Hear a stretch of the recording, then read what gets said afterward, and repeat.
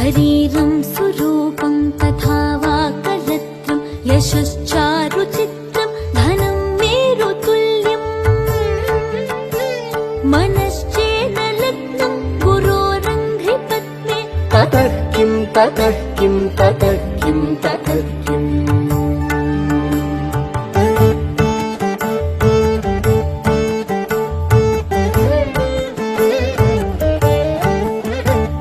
कलत्रं धनं पुत्रपौत्रादि सर्वं गृहं बान्धव सर्वमेतद्धि जातम् मनश्चेन्न लग्नं गुरोरङ्घ्रिपत्नी ततः किं ततः किं ततः किं ततः किम्